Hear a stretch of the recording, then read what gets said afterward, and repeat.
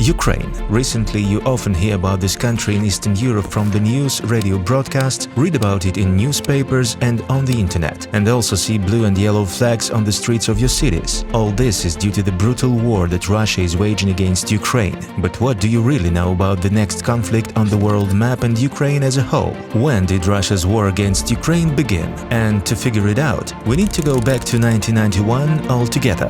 The USSR is falling apart. Ukraine, like other Union republics, declares independence. The civilized world supports the right of these countries and peoples to self-determination. However, the United States and other countries are concerned that Moscow will not just want to let go of its subordinate territories. The prevailing view was that the collapse of the Union could very likely lead to a protracted conflict with the use of nuclear weapons. In 1993, US Secretary of State Lawrence Eagleberger, handing over the cases to his successor, writes a 23-page note. He points out that if democratic reforms do not work, Russia, as the legal successor of the totalitarian USSR, will once again become a threat to the world. And the second is that Russia can start a war with any of the Union republics, and Ukraine is under particular threat. Why?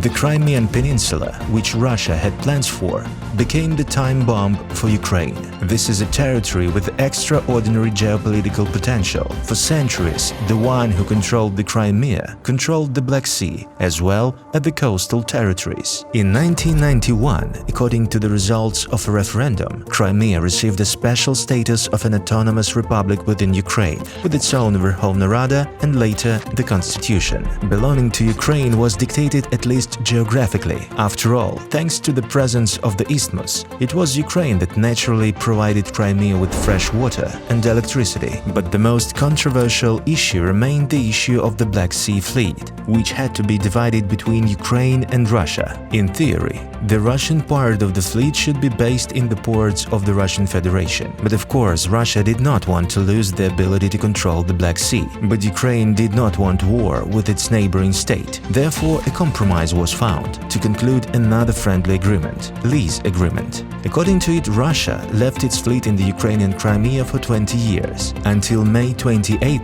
2017. In 2010, the agreement was extended until 2042.